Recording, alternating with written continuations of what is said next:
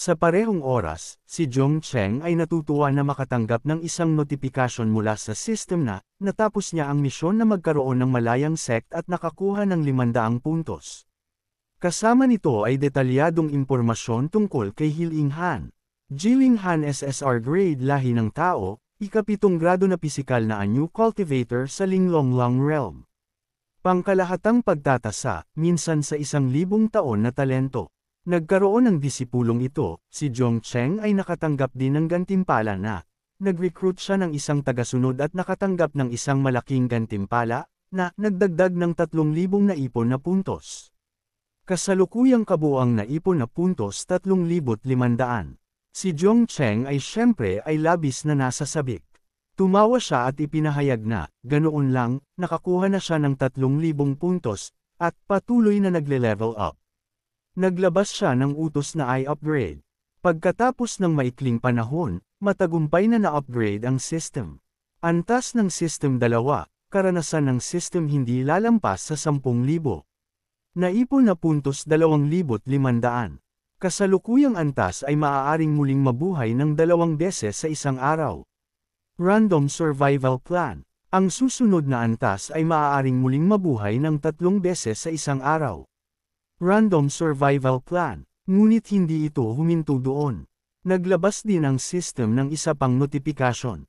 Ang mystery box ng system ay na-unlock. Bawat pag-unlock ay nangangailangan ng 1,000 na ipon na puntos. Nagtanong ito kung gusto ng user na mag-draw ng isang premyo.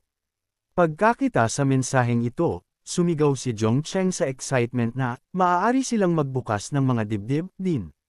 Sinabi niya na, naiintindihan niya ito, dahil ang mga laro sa kanyang nakaraang buhay ay lahat tungkol sa pagbubukas ng mga dibdib at pag-draw ng mga premyo. Sa puntong ito, si Jong Cheng ay agad na nagbago sa isang tunay na manlalaro. Tinanggihan niya ang mga kasabihan tulad ng, maliit na pagsusugal para sa kasiyahan. Malaking pagsusugal ay nakakasakit sa sarili. Para kay Jong Cheng, ito ay, magsugal minsan at gawing motorsiklo ang isang bisikleta, manalo at makipag-date sa mga modelo, matalo at lumabas para maglimo sa gabi. Idineklara niya ng malakas na, siya ay laging all-in, go big or go home. Ang buhay na ito ay maglalaro siya ng malaki minsan, all-in every time. Si Jong Cheng ay nagpasya na buksan ang dibdib. Sumunod ang system, drawing prize in progress. Pinanood ni Jong Cheng ang umiikot na arrow at sumigaw na, dapat itong singilin at tamaan ng bullseye para sa kanya. Hinikayat niya ito na, hayaang makita niya ang ilaw ng isang himala. Pagkatapos ng isang round ng drawing, isang malakas na tunog ang umalangaw kasama ang pagbati sa isang mekanikal na boses. Binabati ng system ang host para sa explosive quality, at inilantad na, isang espesyal na kasanayan, X-ray vision, ang natanggap. Si Jong Cheng, na hindi pa naiintindihan kung para saan ito, ay nagtanong na sinasabi na, ang X-ray vision ay parang isang kakaibang bagay, at nagpa siya na, subukan ito. Sa sandaling natapos niyang magsalita, inilagay ng system ang host sa X-ray vision mode. Agad, isang halo ang lumitaw sa paligid ng likod ni Jong Cheng, at ipinakita ng system ang teksto, naghahanap ng mga kalapit na kayamanan. Sa sandaling ito, ang mga mata ni Jong Cheng ay biglang nanlaki, nagpapakita ng ilang napakaliwanag na bagay. Pagkatapos, nagalak siya sa loob, napagtanto na, nakuha niya ito. Naniniwala siya na, sumabog ang kanyang swerte, at darating ang mga kayamanan. Sa harap ng mga mata ni Jong Cheng ay isang napaka-terrible na haligi ng enerhiya, mukhang hindi makita ni Ling Han ang bagay na ito. Nakita lang niya ang kanyang senior na naglalakad sa isang direksyon. Pagkakita sa tanawing ito, nag-aalala siyang sumigaw na, siya ay isang tanga. Idinagdag niya na, hindi ito maganda, senior. Siya ay natisod at bamulong na, may mali rin, at pagkatapos ay tinanong ang kanyang sarili ng paulit-ulit bago magtaka kung, saan pupunta ang pinuno ng sect. Nagtanong siya kung, iiwan ba siya?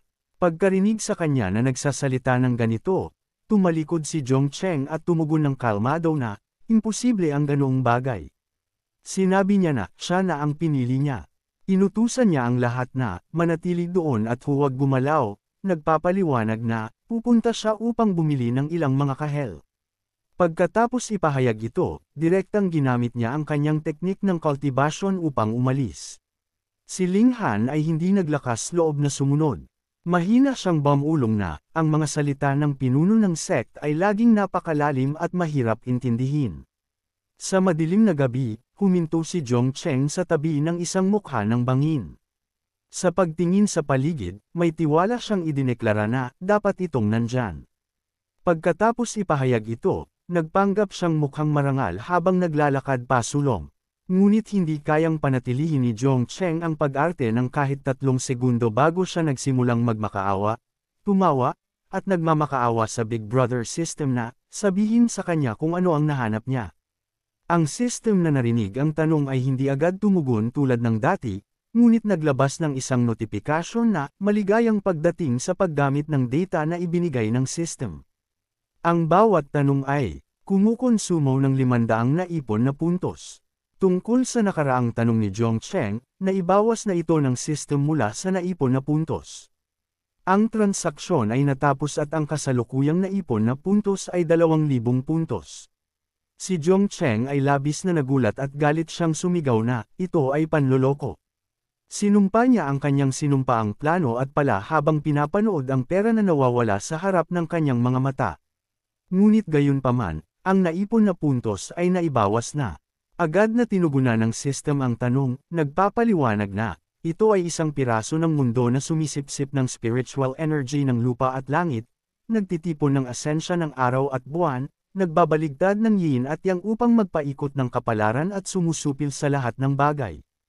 Isang friendly na paalala ang sumunod, na nagsasaad na, pagkatapos kolektahin at buuin ang mga piraso sa isang kumpletong mundo, ang kapangyarihan ay magiging mas malakas pa.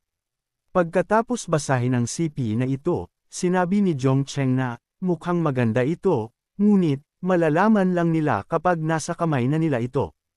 Habang ipinapahayag niya ito, dali-dali siyang hinugot ang kanyang espada at nagsimulang maghukay ng malalim sa lupa. Pagkatapos maghukay sandali, ang buong langit ay biglang naging isang magandang kulay bahaghari. At kahit si Zhong Cheng ay hindi mapigil ang humanga na, ang epekto ng kulay ay talagang maganda, at mukhang ang World Core ay isang SSR Divine Artifact. Ngunit ang kanyang kagalakan ay tumagal lamang ng isang sandali. Sa sandaling natapos ni Zhong Cheng ang kanyang pahayag, ang kanyang buong mukha ay namutla. Pagkatapos ay isang malakas na pagsabog ang naganap at si Zhong Cheng ay direktang tumigil sa paghinga dahil dito. Habang ang kanyang kaluluwa ay umalis sa kanyang katawan, galit pa rin siyang nagmumura. Nagngingit-ngit siya ng mga ngipin at tumawa, naguguluhan kung anong klaseng sitwasyon ito. Nagtaka siya kung paano ito sumabog nang naghuhukay lang siya ng isang kayamanan. Mabilis na ipinakita ng system na nakita ang kamatayan ng host 2 sa 2. Ang sanhi ng pagkamatay ay nasira ang mga ugat ng pinagmulan. Ang salarin ay ang piraso ng mundo. Isang survival plan ang binubuo at inutusan siyang maghintay sandali. Pagkatapos ng isang sandali, nabuo ang survival plan. Ang host ay nakatanggap ng isang espesyal na kakayahan na tinatawag na primordial breath. Ang primordial breath ay maaaring makaakit ng mga piraso ng mundo upang sumuko. Isang friendly na paalala ang sumunod, na nagsasaad na, ang 2 pagkakataon ng resurrection ngayon ay nagamit na, kaya kailangan niyang kumilos ng maingat. Nabuhay muli ang host. Sa sandaling siya ay nabuhay muli, si Zhong Cheng ay sinampal sa mukha ng isang kamay, at narinig niya ang mga iyak para sa mommy. Kakagising lang niya at hindi niya alam kung ano ang nangyayari. Pagkarinig sa ingay sa kanyang mga tainga, dali-dali siyang umupo at nagtanong kung ano ang nangyayari. Sa sandaling ito, sa harap ng mga mata ni Zhong Cheng ay isang napaka-adorable na maliit na batang babae. Siya ay nagulat din.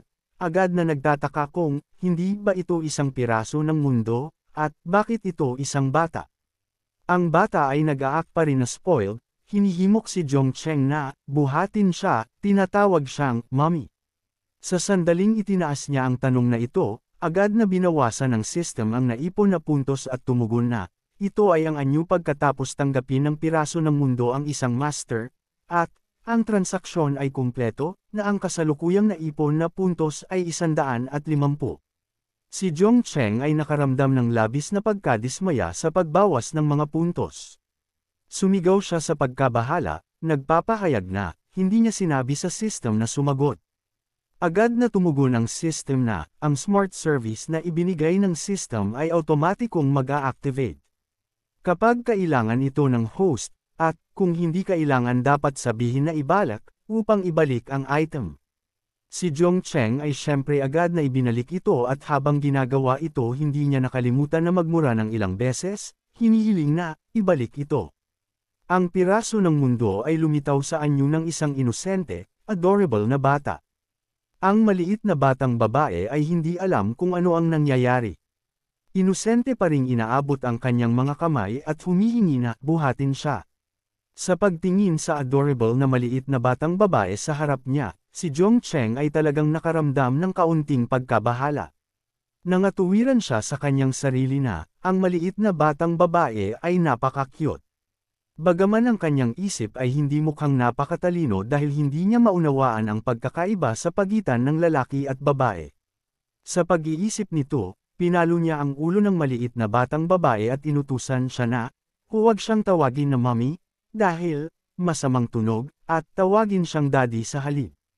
Ang maliit na batang babae ay masunurang sumagot sa, oo, mommy. Nabigo ang pagtuturo, si Zhong Cheng ay kailangang sumuko. Pagkatapos makipaglaro sa maliit na batang babae sandali, dumating din si Ling Han na tumatakbo. Tinawag niya mula sa malayo na, ito ay senior, pagkatapos ay itinuwid ang kanyang sarili at tinawag siyang, pinuno ng sect. Nang dumating siya, si Zhong Cheng ay hinihila sa buhok ng maliit na batang babae, naglalaro ng napakasaya. Bagaman sumisigaw siya sa sakit at sinasabi sa kanya na, tumigil. Si Ling Han ay dumating na tumatakbo dahil siya ay nag-aalala. Sa pagtingin sa elder sa harap niya, mabilis siyang nagtanong kung, maayos ba siya? May isang napakalakas na atake ng spiritual energy kanina. Pagkarinig sa kanyang tanong, itinuro ni Zhong Cheng ang maliit na batang babae na nakakapit sa kanyang leeg at walang magawa na ipinaliwanag na, ito ay dahil sa maliit na batang babae. Ang tingin ni Ling Han ay mabilis na lumipat sa maliit na batang babae sa likod. At sa sandaling nakita niya siya, dali-dali siyang lumuhod at idineklara na, ang spiritual energy ay napakalakas, tinutukoy siya bilang isang, spiritual treasure, at nagbati sa pinuno ng sect sa paghahanap ng isang bihirang kayamanan. Ang maliit na batang babae na nakaupo sa likod ng kanyang ina ay itinuro si Ling Han at nagtanong kung sino ang taong iyon. Ngumiti si Zhong Cheng at sinabi na, siya ay tanga, at na, ang kanyang isip ay hindi maganda, at na, hindi siya naiintindihan ng anuman, kaya dapat siyang matuto mula sa Big Sister. Ang maliit na batang babae ay masunurang tumugon sa isang tunog sa pagkarinig nito. Si Ling Han ay labis na sumang-ayon. Masaya siyang ngumiti at inanyayahan ang maliit na batang babae na, tawagin siya. Bago pa niya matapos ang kanyang pangungusap, ang maliit na batang babae sa harap niya ay biglang naging seryoso, naglalabas ng isang sinag ng ilaw. Ito ay nagdulot kay Ling Han na direktang matulala. Pagkatapos ay nawalan siya ng malay at bumagsak sa lupa. Pagkakita sa tanawing ito, si Zhong Cheng ay labis na nagpanik. Nanlaki ang kanyang mga mata at sumigaw na, tapos na. Nagtanong siya kung may kuryente ba ang bata. Pagkatapos nito, dali-dali niyang tinulungan si Ling Han na tumayo at nagtanong kung maayos ba siya. Sa pagtingin sa walang malay na Ling Han sa kanyang mga bisig, galit na galit siyang tumalikod sa maliit na batang babae at nagtanong kung anong ginawa niya, at bakit niya sinasaktan ang isa sa kanilang sariling mga tao. Ang maliit na batang babae, nang harapin, ay hindi natakot at mukhang inosente pa habang tumugon na, inutusan siya ng mommy na matuto mula kay Big Sister, kaya natuto siya sa pamamagitan ng pag-ugnay. Ipinaliwanag niya na nasipsip niya ang lahat ng kaalaman mula sa kanyang ulo. Idinagdag niya na, ang babae, ay masyadong mahina at hindi niya makontrol ito. Nagtapos siya na, pansamantala lang siyang walang malay. Pagkarinig nito, si Zhong Cheng ay nakaramdam ng kaunting ginhawa. Sinundan niya, nagtatanong kung, iyon ay nangangahulugan na alam na niya ngayon ang lahat ng alam ni Ling Han, at sinabi sa kanya na, magbahagi ng ilang kapaki-pakinabang na impormasyon. Ang maliit na batang babae ay agad na nagsimulang mag-relay sa kanyang ina na, ang lugar ay ang ganap na rurok na lugar sa hilagang silangan ng Kingland Prefecture. Nagpatuloy siya na, ang Kingland Prefecture ay may 8 maliliit na paksayon at 2 malalaking paksayon. Ininform niya na, ang Fayan sect ay isa sa 8 maliliit na paksayon, at ang 2 malalaking paksayon ay ang Shi sect at Duanmu family. Ang maliit na batang babae ay naglalayong magpatuloy ngunit pinutol siya ni Zhongcheng na sinasabi na nagsisimula ng sumakit ang kanyang ulo. Pinapaalalahanan niya siya na siya ay isang lalaki. Kaya, mula ngayon dapat siyang tawagin na tatay, at nagtanong kung naiintindihan ba siya. Ang maliit na batang babae ay sumagot pa rin sa kanyang lumang ugali na tinatawag siyang mommy. Si Zhongcheng ay walang magawa, kaya kailangan niyang sumigaw ng malakas. Ang kanyang galit ay hamupa. Mahinahon niyang hinaplos ang ulo ng maliit na bata at sinabing dahil anak na niya ito ngayon, bibigyan niya ito ng pangalan. Napagpasyahan niya na mula ngayon, tatawagan itong Daihong. Narinig ng maliit na bata ang pangalang ito at hindi niya ito tinanggap, sinabing ang pangalan ay kakilakilabot. Naabot ni Dongcheng ang kanyang layunin at agad nag-alok ng kondisyon na kung tatawagan siya nitong titay, bibigyan niya ito ng ibang pangalan. Nang marinig ito, sumimangot ang maliit na bata, tila nakikipaglaban sa matinding internal na pakikibaka. Sa huli, pinili ng maliit na bata ang pangalang kanyang pinuna. Matatag na tumangging tawagin siyang titay, sumigaw siya na si mommy, ay masama at niloko si Daihong. Labis itong ikinagulat ni Dongcheng. Napanganga siya sa pagtataka. Sinabing hindi ka panipaniwala na mas gusto pa nitong tanggapin ang pangalan kaysa baguhin ang kanyang pagtawag sa kanya. Dahil wala nang mababago sa puntong ito, napahawak na lamang si Dongcheng sa kanyang noo sa pagpapaubaya, sinabing hindi niya ito kayang labanan. Biglang may narinig siyang boses na puno ng galit, sinasabing isa siyang hayop at siya ang pumatay sa kanyang anak. Narinig ni Dongcheng ang boses at natakot, tahimik na sumisigaw sa kanyang puso na tapos na ang lahat. Nahabol siya ng kaaway, naubos na ang kanyang resurrections, sa araw na ito at laban sa kanya ang pagkakataon ngayon. Hindi nag-iisa si Yao Qin. May 2 pang kasama siya. Sakay sila ng mga espada na lumilipad patungo kay Jiang Kan. Nagmumura pa rin si Yao Qin, sinasabing isa siyang hayop at sumusumpa na tatadtarin siya para sa pagpatay sa kanyang anak. Alam ni Dongcheng na tiyak na hindi siya mananalo sa laban. Kaya, nakiusap siya sa system, nagtatanong kung ano ang gagawin ngayon dahil mapanganib. Talagang alam ng system kung paano magbiro, kahit sa ganitong kritikal na sandali, nagbigay ito ng abiso na nagpapaalala sa kanya na ang datos na ibinigay ng system, ay ibinalik at nagtatanong kung gusto niya itong bilhin muli. Siyempre, kailangan itong bilhin ni Dongcheng at galit na nag-utos na bilhin ito. Pagkatapos lamang nito sumagot ang system. Humingi ito ng paumanhin na ang kanyang tanong ay wala sa saklaw ng serbisyo at ipinaliwanag na kung ang host ay mapatay pagkatapos maubos ang mga pagkakataon ng muling pagkabuhay, ang system ay automatikong maghahanap ng bagong host. Kinumpirma nito na kumpleto na ang transaksyon at in-update ang kasalukuyang naipong puntos sa 1,000. Nang marinig ang sagot na iyon, hindi mapigilan ni Zhongcheng ang mabaliw. Sumigaw siya na wala sa saklaw ng serbisyo ngunit kinuha pa rin ang mga puntos at tinawag ang system na baliw. Ang system na sinisigawan ay sumagot din sa pamamagitan ng pagmumungkahi na isinasaalang-alang ang sitwasyon ng host. Ang host ay dapat magtanong ng 2 pang tanong gamit ang lahat ng naipong puntos. Ganap na nabaliw si Dongcheng sa puntong ito at labis na nagalit na hindi siya makapagsalita ng maayos. Nagpumilit siyang ipahayag ang kanyang sarili. Pinigilan ang kanyang galit na pagpasyahan niya na ang pagtatanong sa iba ay hindi kasing ganda ng pagtitiwala sa sarili. Ipinapalagay niya na ang lalaking sumisigaw na patayin siya ay ang ama ng pangit na babae. Naunawaan niya na ang kanyang lakas ay isang kopya ng lakas ng lalaki, at sa isang one-on-one, ang pagkakataon ay 50-50ths. Ngunit ngayon ay may 2 pang tao. Nagsimula nang umatake si Yao Qin sa kalangitan. Nang makita ang sitwasyong ito, isa sa kanyang mga disipulo ang nagudyok kay Elder Yao na maghintay at inirekomenda na tanungin muna si Dongcheng tungkol sa mga pahiwatig. Pagkasabi nito, ngumiti siya at nagtanong kung alam ni Dongcheng kung saan nagmula ang malakas na enerhiya kanina. Sinundan. Ito ng isa pang disipulo, nagpapahayag ng pag-asa na sisigot siya ng tapat at nilinaw na hindi sila makikialam sa galit sa pagitan niya at ni Elder Yao. Siyempre, hindi naniwala si Dongcheng dito at tahimik na nagmura sa kanyang puso, naghihinala na sinusubukan siyang lokohin.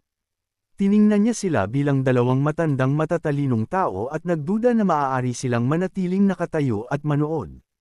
Gayunpaman, binalak niyang gamitin ang lumang lansihin at sinubukang mag-isip ng paraan upang sunggaban ang pagkakataon na tumakas.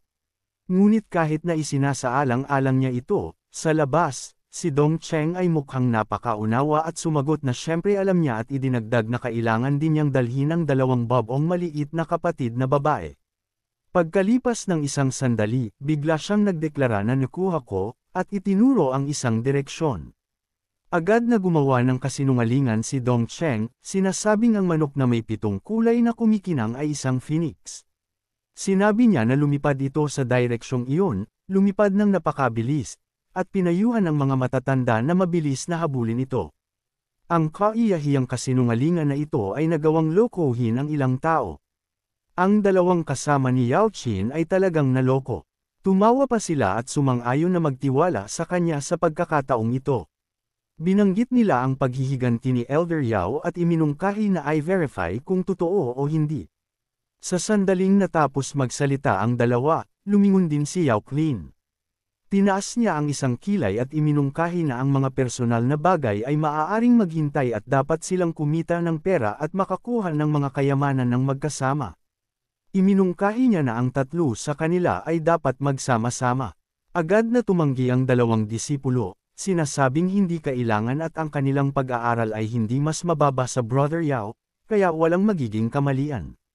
Nagmamadali ring tumuto si Yao Qin, sinasabing dapat siyang manguna at nagtatanong kung paano niya sila hahayaang mapanganib. Iminungkahi niya na dapat pa rin silang magkasama. Nakatayo si Dongcheng sa tabi, pinapanood ang kanilang pag-aaway. Nararamdaman niya nang may pagkasuklam na ang mga matatandang ito ay makakapal ang mukha at mas pinahahalagahan ang kita kaysa katapatan. Nagtataka siya kung sila ay nabigla na. Biglang sumigaw si Daong tungkol sa bagay na may 7 kulay na manok, sinasabing ang atake kanina ay malinaw na ibang bagay. Siyempre, tumanggi si Dongcheng na hayaan ang kanyang anak na ibunyag ang anuman. Mabilis siyang tumakbo upang takpan ang bibig nito, sumisigaw na huwag siyang patayin. Ngunit sa kasamaang palad, ang eksenang ito ay narinig ng 3 tao sa kabila. Nagalit sila, nakatingin ng masama at ngumangalngal ang kanilang mga ngipin habang nagbabanta kay Dongcheng, sinasabing niloloko niya sila at sinasabing mamatay na siya. Tumanggi pa rin si Daong na manahimik sa sandaling ito. Habang tinatakpan ni Dongcheng ang kanyang bibig, binuksan ng maliit na bata ang kanyang bibig at kinagat siya. Masakit na nakagat si Dongcheng kaya mabilis niyang binitawan ang bata at sinaway ito dahil kinagat pa siya, tinawag itong isang traidor. Hindi siya pinansin ni Daihong at direkta siyang itinuro ang mga tao ng Extreme Moon Sect, sa kabila at tinanong ang kanyang ina kung sinusubukan siyang patayin ng mga matatandang iyon. Nagagalit na ngayon si Daong. Nang makita ang kanyang anak na nagagalit, masayang hinaplos ni Dongcheng ang ulo nito at kinumpirma na sila ay masasamang tao na gustong patayin silang 3. Hinimok niya si Dihong na mabilis na gamitin ang kanyang kapangyarihan upang patayin sila. Masaya siyang naniwala na ang enerhiya ng magising si Daong ay sapat na upang patayin siya. Kaya ang pagpatay sa kanila ay tiyak na walang magiging buhay. Nang nasa pinakamasayang sandali, si Dongcheng biglang nagbuhos ng malamig na tubig sa kanya si Daong. Ipinaliwanag ng maliit na bata na mayroon siyang kasunduan sa Heavenly Dao, at hindi maaaring pumatay ng mga tao ng basta-basta.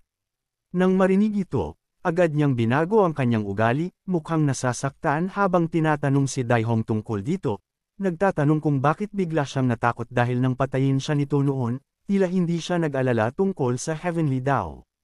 Mabilis na sinabi ni Daihong na dapat si Mom ay hindi magsabi ng kalokohan na nahilo si Daihong at ang oras na iyon ay hindi sinasadyang nasaktan siya ni Dong.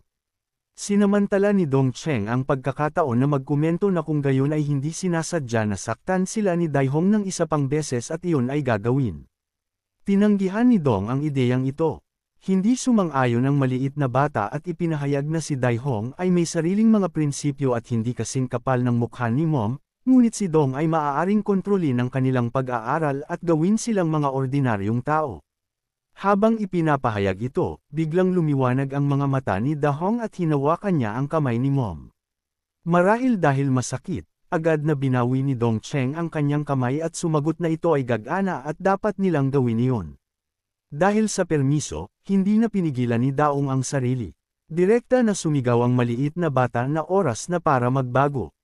Sa sandaling natapos siyang magsalita, isang halo of light ang lumitaw sa likod ng kanyang likod.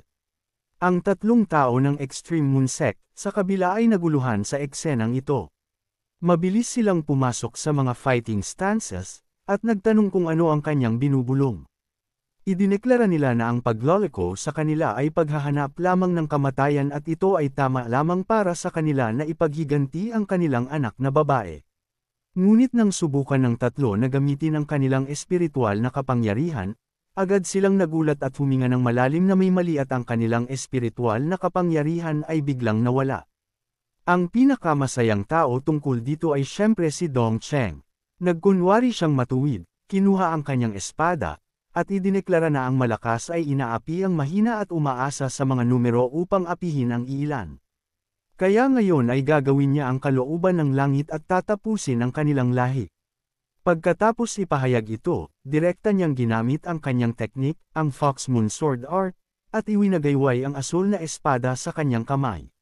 Nakita ni Yao Qin ang tao sa harap niya na gumagamit ng ganitong uri ng teknik, nagtanong siya sa pagkagulat kung paano niya alam ang Extreme Moon Sect's teknik. Ang dalawa pa ay wala sa mood na magtanong at agad na tumalikod at tumakas. Hinimok nila na walang oras upang manatiling nakatayo at dapat silang tumakbo habang nananatili ang Green Hills, na natatakot sa pagkawala ng panggatong. Ngunit hindi sila pinayagan na makatakas ng ganoon kadali. Tinarget ni Dongcheng ang tatlo sa kabila at sumigaw ng malakas na oras na para sa isang sword technique, pagkatapos ay direkta niyang itinapon ang kanyang mahabang espada. Tumpak na tumama ang sword technique patungo sa tatlo, gumuhit ng isang magandang kurba sa hangin, at pagkatapos ay lumipad pabalik sa kamay ni Dongcheng. Pagkatapos nitong gawin, sinabi niya na ang mga immortal na nag-aaral ay nag-aaral sa buong buhay nila, hinahabol ang katanyagan at kayamanan, at nagtanong kung ano ang maaari nilang dalhin sa kanila pagkatapos ng kamatayan. Pagkatapos ibahagi ito, sabik siyang pumunta sa mga bangkay ni Yao Qin at ng kanyang mga kasama. Idinagdag ni Derlam na ito ay tungkol sa pagkuha ng lahat mula sa kanila at hayaan silang mamatay ng walang alalahanin.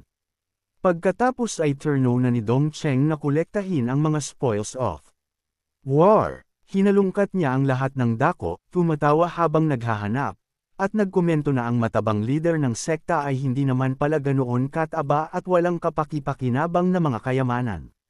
Pagkatapos maghalungkat ng ilang sandali, binilang ng system, ang lahat ng mga bagay, 18 espiritual na damo, 870 high-grade spirit stones, 15,000 mid-grade spirit stones, 120 talismans, 3 maliliit na pills, at isang level 3 storage bag.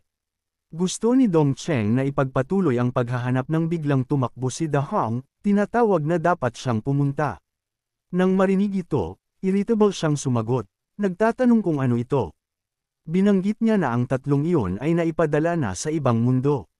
Ngunit hindi nakinig si Daihong sa kanyang mom, hinawakan ang harap ng damit ni Dongcheng at hinayla ito pababa, ang kanyang boses ay napakaawa, sinasabing nagugutom si Dong.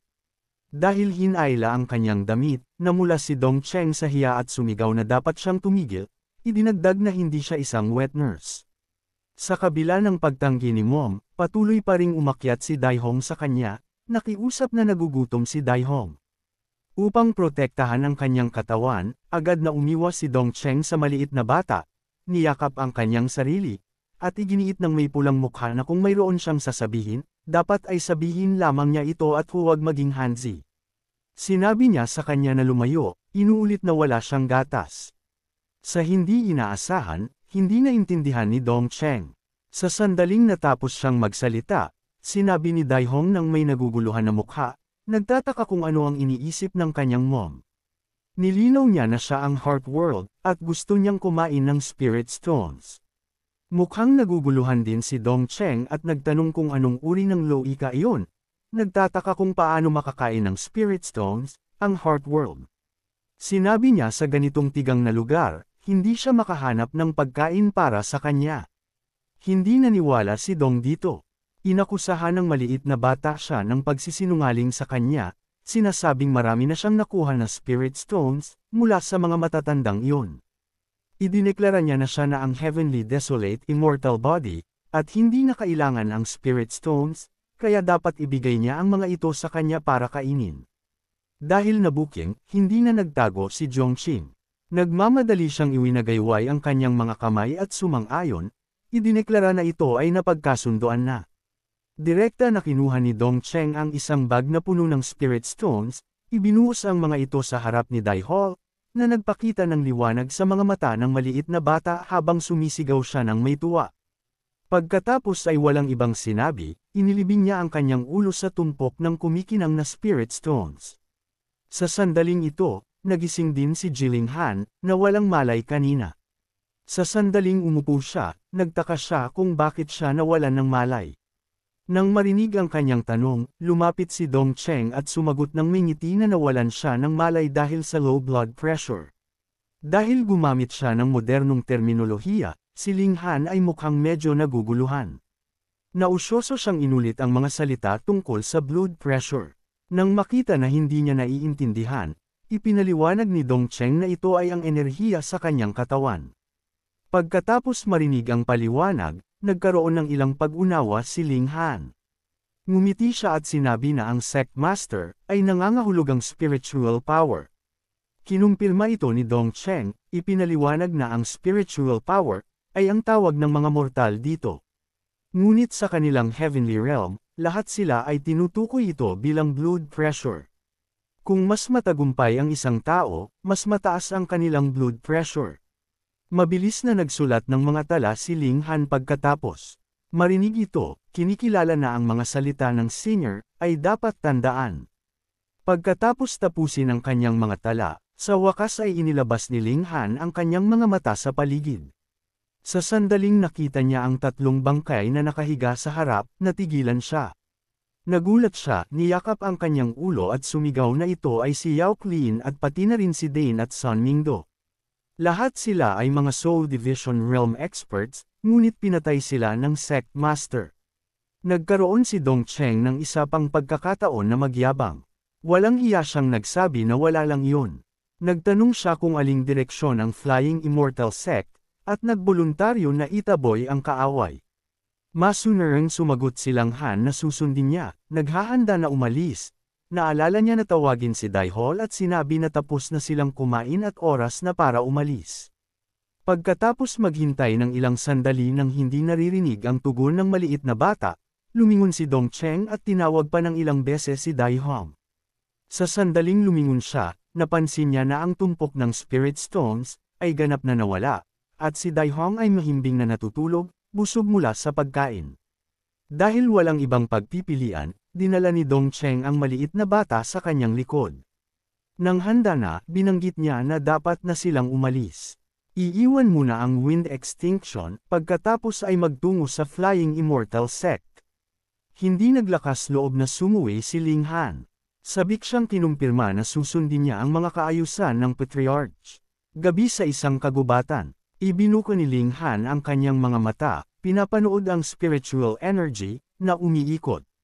Tumingin siya patungo kung saan ang spiritual power ay sinisipsip at sumigaw ng may pagkamangha na ang Sect Master ay nagtataglay ng ganoon kalakas na pisikal na katangian. Ang spiritual energy sa loob ng 10 metro ay ganap na naubos. Sa sandaling iyon, binuksan din ni Dong Cheng ang kanyang mga mata, nakita si Ling Han sa kabila, nakatingin ng walang malay. Comfortable siyang sumandal sa isang puno at sinabi na napaka-komportable. Nagtanong siya kung hindi nag-aaral ang dalaga. Bago pa makasagot si Ling Han, sumingit si Dai Hong mula sa malayo na sinasabing sinipsip ni Mom, ang lahat ng spiritual energy, sa kanyang bibig, at ang iba ay hindi na maaaring mag-aral. Ang pagtawag sa kanya ng ganoon ay medyo nakakahiya kay Dongcheng, ngunit sandali lang. Walang hiya siyang muling nagmungkahi na kung ang dalaga ay nais na mag-aral, maaari silang gawin ito ng magkasama. Kung sila ay mag-aaral ng dalawa, maaari nilang ibahagi ang spiritual energy. Namula si Ling Han. Nahihiya siyang tumanggi at sinabi na hindi na kailangan, na hindi siya nagmamadali. Sa kanyang puso, nagtaka siya kung bakit pakiramdam niya ang Sect Master ay medyo abnormal. Kinabukasan, sa Flying Immortal Sect, ang loob ng Flying Immortal ay nanatiling magulo sa mga iyak sa lahat ng dako. Tinatawag si Uncle na gumising at sumusumpa na ipaghiganti ang Hunier's sister. Sa labas ng tarangkahan, nasaksihan din ni Dongcheng at ng kanyang dalawang kasama ang eksena.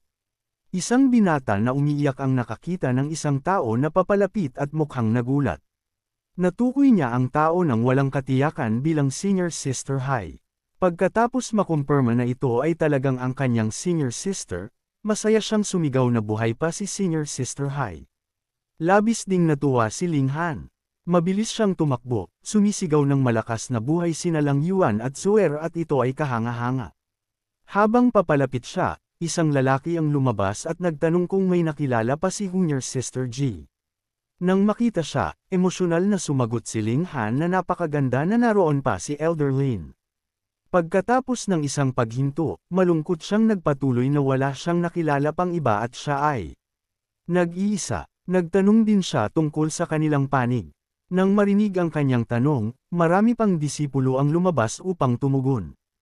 Ang kanilang mga mukha ay nagpakita ng parehong galit at takot habang idineklara nila na mas kaunti sa 20 disipulo ang nakatakas, at sa mga matatanda, si Uncle Lin lamang ang nakaligtas. Sinabi rin nila na ang Extreme Moon Sect, Mysterious Eye Sect, Five Thunder Sect, at Heavenly Flame Sect, ay mga kasuklam-suklam na sekta. Idinagdag din nila Lang Yuan at Suer nang may pagkasuklam na isinugol ng kanilang master, ang kanyang buhay upang mailabas sila at binigyan pa sila ng 9 Extinction Sword. Iginiit nila na kung hindi nila ito maipaghiganti, magiging hindi sila karapat-dapat na maging disipulo ng Flying Immortal Sect. Isang iba pa ang nagsabi na ibinigay din ng kanyang master, sa kanya ang lahat ng kanyang Spirit Stones, at Kills.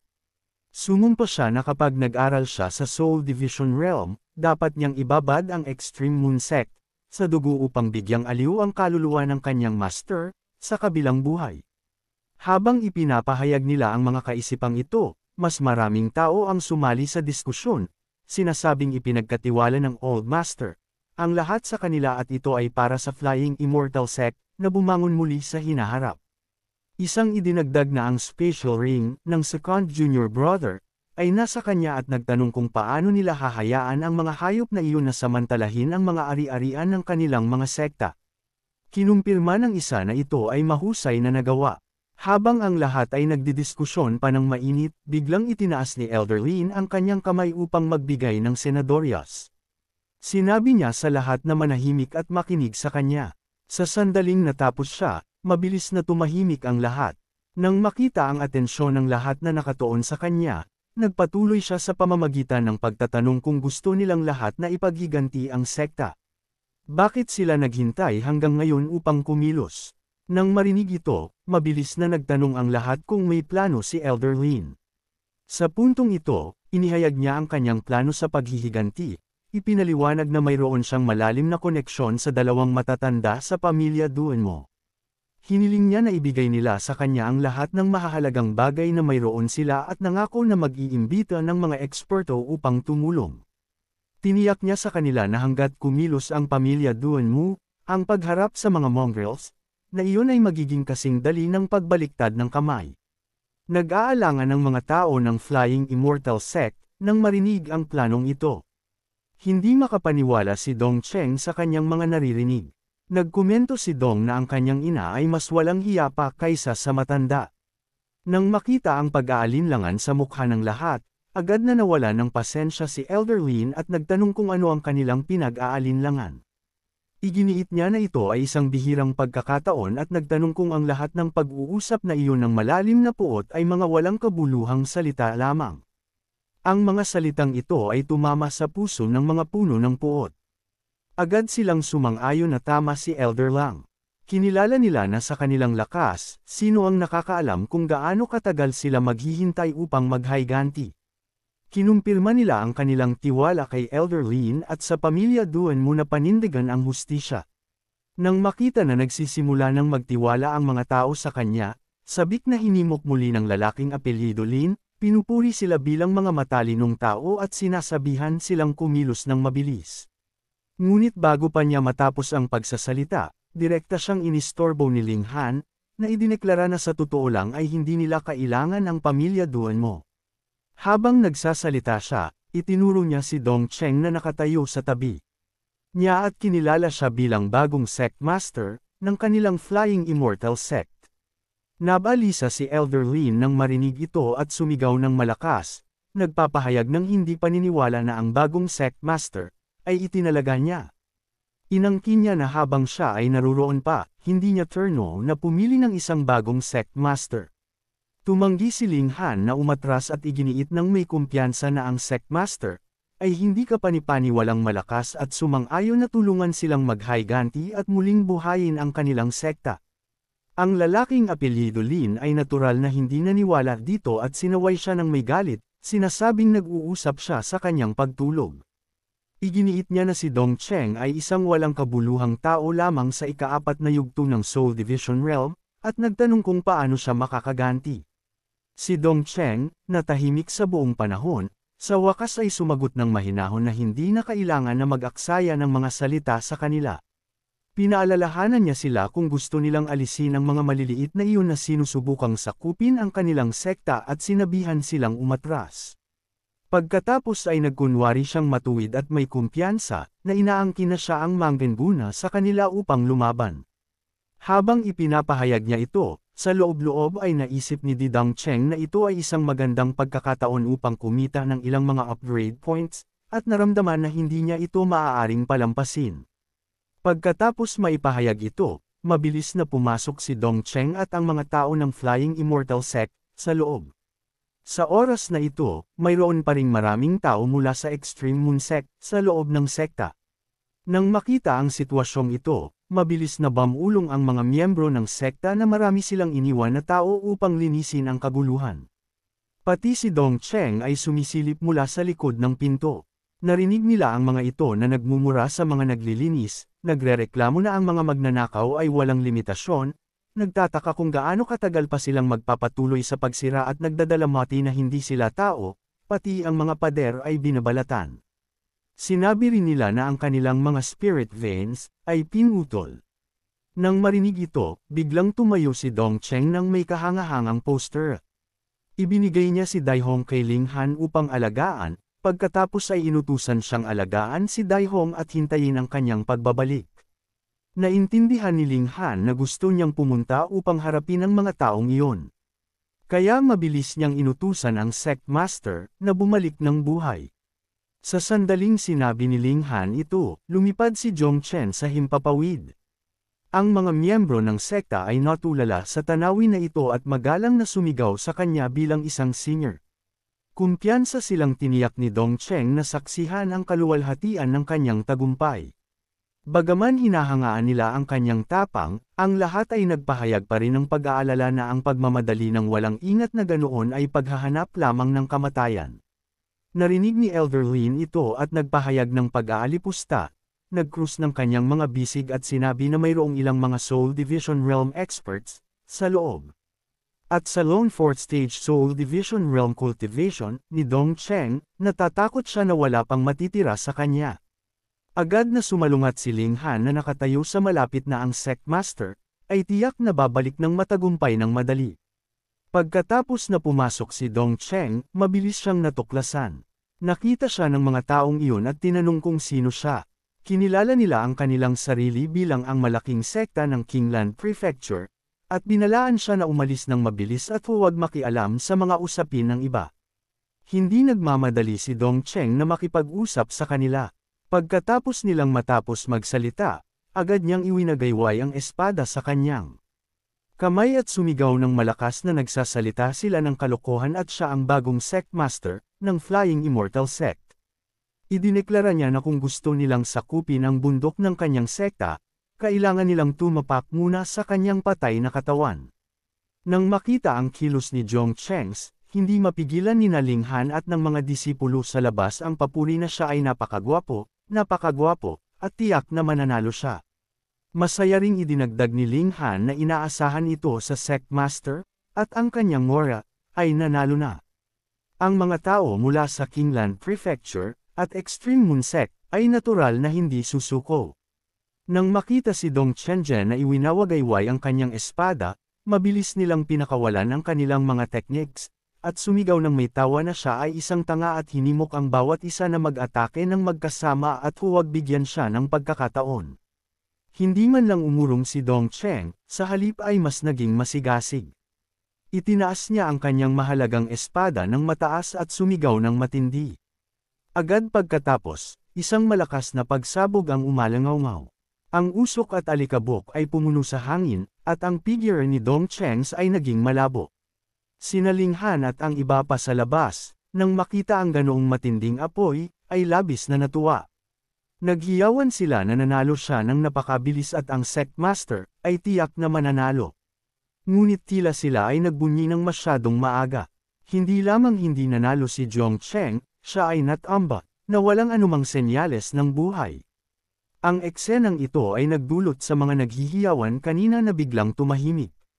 Pagkatapos ng isang sandali, sumigaw sila sa pagkagulat na talagang naghahanap siya ng kamatayan.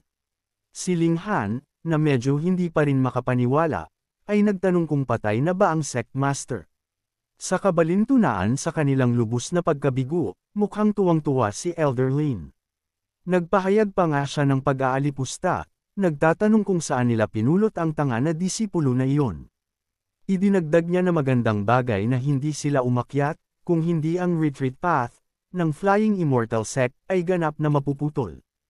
Ang iba ay sumang-ayon sa sentimiento at sinabi na akala nila ay siya ay isang makapangyarihang tao, ngunit lumalabas na siya ay isang walang kwentang piraso ng basura na hindi man lang makayanan ang isang tama. Siyempre, hindi talaga mamamatay si Junkan. Tinutulungan siya ng system na mag-reincarnate. Natukoy ng system ang pagkamatay ng host, sinimulan ang isang survival plan, at humiling ng isang maikling paghihintay. Habang naghihintay, narinig ni Dong Cheng ang mga mapanuksong salita mula sa labas, at naramdaman niya ang labis na hindi komportable, ang kanyang mukha ay nalukot na parang isang lobo. Pagkalipas ng isang sandali, mabilis na nakahanap ang system ng isang angkop na plano. Bumaba ang Thunder Tribulation, nagsama-sama ang kalooban ng langit at lahat ng bagay ay naging abo. Dahil sa malaking pagkakaiba sa lakas, inayos ng system, para sa host, na muling maranasan ang Heavenly Thunder Tribulation. Sa sandaling muling nabuhay ang host, sa parehong oras sa labas ng mundo, ang orihinal na malinaw na kalangitan ay biglang nagpakita ng isang eksena ng magkakaugnay na kulog at kidlat. Nagulat ito sa lahat at nagtaka sila kung bakit biglang nagbago ang panahon ng ganoon. Sa sandaling nasabi ang mga salita, lumitaw si Dong Cheng kasama ang mga kidlat na iyon.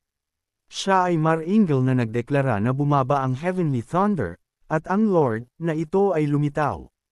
Nang makita ang eksena sa harap nila, ang mga nasa ibaba ay lahat ay nagbukas ng kanilang mga mata sa hindi paniniwala at sumigaw na hindi siya patay.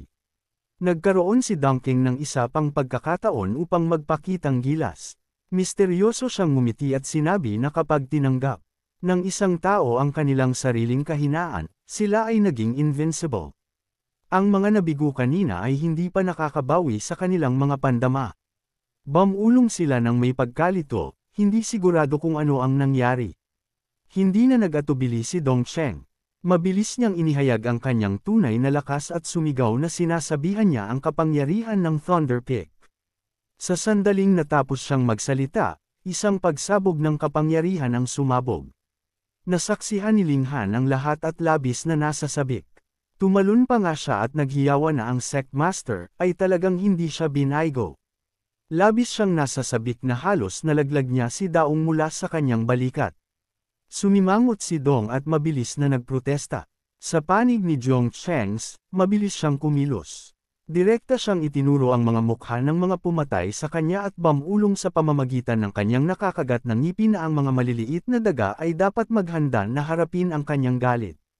Pagkatapos ay itinaas niya ang kanyang kamay upang lumikha ng kulog at kidlat, ngumingiti habang idineklara ang Thunder Resonance Heavenly Cultivation. Great Trap of the Celestial Tower transmits purple gold, purple lightning mysterious truth fire arrows. 9 Heaven's mysterious sword transforms the sky. Sa sandaling natapos siyang magsalita, agad na sumagot si Ling Han. Ang kanyang mga mata ay kumikinang habang tinitingnan niya ang kanyang sect master, nang may paghanga, nagkomento sa ganoong kalakas na techniques, ganoong kayaman na phonetics, at ganoong rhythmic incantations. Hindi mapigilan ni Daihom ang magtanong, nagtatanong kung malapit na silang magsimula ng fireworks. Pagkatapos nito, 12-12 ng mga malakas na kidlat ang tumama ng direkta sa mga ulo ng mga disipulo mula sa 4 na sekta, na nagdulot sa mga nagmamasid mula sa labas na patuloy na sumisigaw. Ang nakakasilaw na liwanag ay pinilit ang lahat na takpan ang kanilang mga mata. Sa isang iglap, isang matinding pagsabog ang umalangaw-ngaw. Ang patio sa ibaba ay naging isang malalim na hukay na puno ng usok at alikabok. Pagkatapos tapusin ang kanyang atake, huminga rin si Zhong Cheng ng isang hininga ng lunas. Ang mga kaaway ay ganap ng naalis. Agad na tumakbo si Ling Han sa tabi ni Zhong Cheng, iniladlad ang kanyang mga braso ng malawak at sumisigaw na siya ay isang tanga at ang sect master with high blood pressure, ay nanalo. Ang mga disipulo ng Flying Immortal Sect, ay ganap ng kumbinsido. Sumigaw sila ng sabay-sabay ng kanilang paggalang sa bagong sect master. Siyempre, hindi kasama dito si Elder Lin at ang kanyang paksayon. Hindi malinaw kung kailan sila tinuruan ni Ling Han, ngunit ngayon ay naghihiyawan na sila para kay Dong Cheng, Sect Master with high blood pressure. Sect Master with high blood pressure. Nang marinig ito, si Dong Cheng ay makakamot na lamang ng kanyang ulo at ngumiti ng awkward. Haha, bulong niya sa sarili nang may pagkabigo na ang Bob Ong Ling Han na ito ay talagang nalihis sa landas. Pagkatapos ng labanan, hindi nakalimutan ng system na magbigay ng mga gantimpala. Ang screen ay mabilis na nagpakita, ding. Congratulations sa host para sa pagkakaroon ng mas maraming followers, nagbibigay ng 335 puntos. Kasalukuyang puntos 1,355. Muzia, Lahi, Tao Physic, For Light Advancing Si Realm, tunay na nag-aaral. Pangkalahatang pagsusuri, mabuting asawa at mabuting ina. Luo Yuan, Lahi, Tao Physic, 5 Fingers Long Jump Realm, tunay na nag-aaral. Pangkalahatang pagsusuri, hindi nakakapinsalang gwapong lalaki. Hinshuang Lahi Tao Physic, Steel Bones and Iron Muscles Realm, tunay na nag-aaral pangkalahatang pagsusuri. Ang layunin ng Kai Refinement, ay magsalita ng maayos sa mga tao. Pagkatapos basahin ang impormasyon ng 3 bagong disipulo, sinabi ni Dong Cheng na ang lahat ng mga taong ito ay pinagsama pa rin ay hindi tumutugma sa Ling Han lamang. Tinapos ang dialogo sa system, lumingon si Dong Cheng sa lalaking apelyido Lin at sinabi kung mayroon pa bang sasabihin si Elder Lin. Nagtanong siya kung siya sa ika-4 na yugto ng Soul Division Realm, ay kwalipikado na maging sect master. Medyo naguluhan si Elder Lin nang tanungin. Ngayon ay hindi na niya taglay ang mapanghamak na tingin mula noon. Sa sandaling ito, kailangan niyang yumukod ng may paggalang at tumugon na si Elder Lin ng Flying Immortal Sect ay nagbibigay galang sa bagong sect master. Bulong niya sa sarili na kung hindi mo sila kayang talunin, sumali ka na lang sa kanila. Hinusgahan niya na ang lakas ni Zhong Cheng ay itinuturing na top tier, ngayon at naisip na mas mabuti na sundin siya sa ngayon. Hindi gaanong binigyan pansin ni Dong Cheng ang pagkilala na ito. Sa ngayon, nag-aalala siya tungkol sa high blood pressure, na parirala na patuloy nilang ginagamit. Sa loob ay nag-aalala siya na ang high blood pressure, ay naging titulo na niya. Si Dong Cheng ay naging bagong sect master, nang walang paabi, sinusuportahan ng lahat.